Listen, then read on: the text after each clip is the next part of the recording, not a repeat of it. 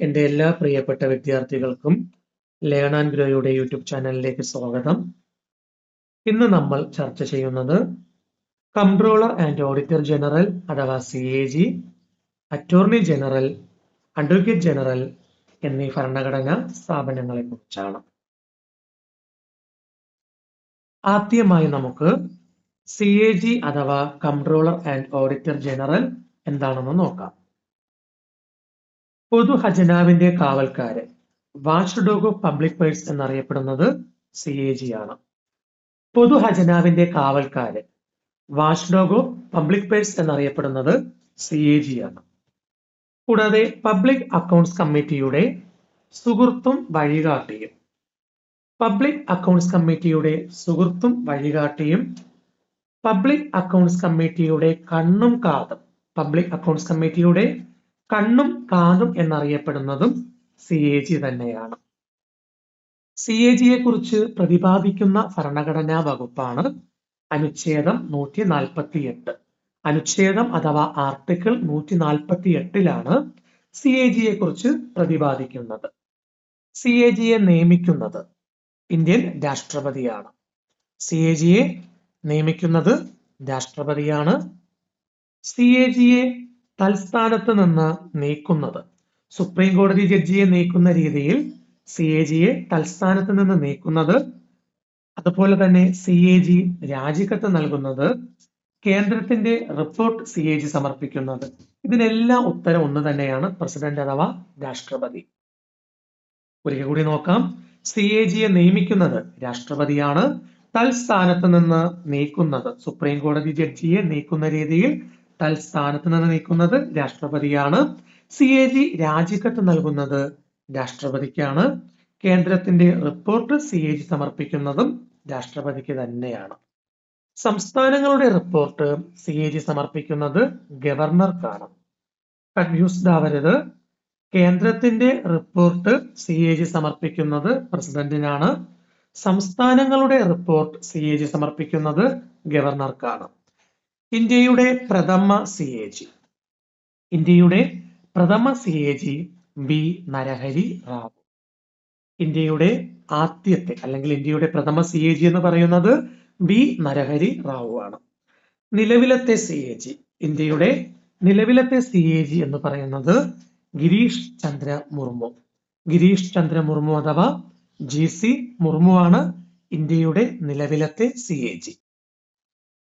ഇന്ത്യയുടെ പ്രഥമ CAG B. Narahari Rao ആണ്. നിലവിലത്തെ CAG എന്ന് പറയുന്നത് ഗിരീഷ് ചന്ദ്ര മുർമു അഥവാ GC മുർമു. ഒന്നാമത്തെ അല്ലെങ്കിൽ നിലവിലത്തെ CAG B. നരഹരി റാവു. 14ാമത്തെ അല്ലെങ്കിൽ നിലവിലത്തെ CAG എന്ന് പറയുന്നത് ഗിരീഷ് ചന്ദ്ര മുർമു അഥവാ GC മുർമു. 1 മുതൽ 14 വരെയുള്ള CAGയുടെ ലിസ്റ്റ് വീഡിയോയ്ക്ക് അനുബന്ധമായി ചേർത്തിട്ടുണ്ട്. ജസ്റ്റ് നിങ്ങളൊന്ന് വായിച്ചു നോക്കൂ. അടുത്തതായിട്ട് നമുക്ക് അറ്റോർണി ജനറൽ എന്താണെന്ന് നോക്കാം. ഇന്ത്യയുടെ 1ാമത്തെ നിയമ ഓഫീസറാണ് അറ്റോർണി ജനറൽ. ഇന്ത്യയുടെ 1ാമത്തെ നിയമ ഓഫീസറാണ് അറ്റോർണി ജനറൽ. അറ്റോർണി ജനറലിനെ കുറിച്ച് പ്രതിപാദിക്കുന്ന ഭരണഘടനാ വകുപ്പാണ് അനുച്ഛേദം 76 അഥവാ ആർട്ടിക്കിൾ 76. ആർട്ടിക്കിൾ 76 പ്രതിപാദിക്കുന്നത് അറ്റോർണി ജനറലിനെ കുറിച്ചാണ്.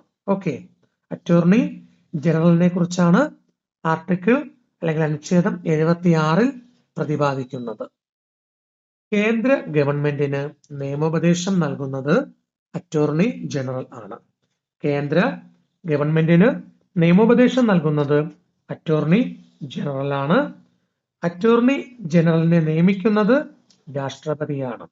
അറ്റോർണി ജനറലിനെ നിയമിക്കുന്നത് രാഷ്ട്രപതിയാണ്. അറ്റോർണി ജനറലിനെ തൽസ്ഥാനത്ത് നിന്ന് നീക്കുന്നത് രാഷ്ട്രപതിയാണ്. അറ്റോർണി ജനറലിന് സുപ്രീം കോടതി ജഡ്ജിക്ക് വേണ്ട യോഗ്യത ഉണ്ടായിരിക്കണം. അറ്റോർണി ജനറലിന് സുപ്രീം കോടതി ജഡ്ജിക്ക് വേണ്ട യോഗ്യത ഉണ്ടായിരിക്കണം. പാർലമെന്റ് അംഗമല്ലെങ്കിലും പാർലമെന്റ് സമ്മേളനങ്ങളിൽ പങ്കെടുക്കുവാൻ അവകാശമുള്ള ഉദ്യോഗസ്ഥൻ അറ്റോർണി ജനറൽ ആണ്. ഇന്ത്യയിലെ ഏത് കോടതിയിലും ഹാജരാകാൻ അവകാശമുള്ള ഉദ്യോഗസ്ഥൻ അറ്റോർണി ജനറൽ ആണ്. അപ്പൊ എന്താണ്? പാർലമെന്റ് അംഗമല്ലെങ്കിലും പാർലമെന്റ് സമ്മേളനങ്ങളിൽ പങ്കെടുക്കുവാൻ അവകാശമുള്ള ഉദ്യോഗസ്ഥൻ, അതുപോലെ തന്നെ ഇന്ത്യയിലെ ഏത് കോടതിയിലും ഹാജരാകാൻ അവകാശമുള്ള ഉദ്യോഗസ്ഥനും അറ്റോർണി ജനറൽ തന്നെയാണ്. ഇന്ത്യയുടെ ഒന്നാമത്തെ നിയമ ഓഫീസറാണ് അറ്റോർണി ജനറൽ എന്ന് പറഞ്ഞു. അങ്ങനെയാണെങ്കിൽ ഇന്ത്യയുടെ രണ്ടാമത്തെ നിയമ ഓഫീസറായിട്ട് അറിയപ്പെടുന്നതാണ് സോളിസിറ്റർ ജനറൽ. ഇന്ത്യയുടെ പ്രഥമ അറ്റോർണി ജനറൽ MC സദൽവാദ് ആണ്. ഇന്ത്യയുടെ പ്രഥമ അറ്റോർണി ജനറൽ MC സദൽവാദ് ആണ്. ഇന്ത്യയുടെ ആദ്യത്തെ അറ്റോർണി ജനറൽ MC സദൽവാദ് ആണ്.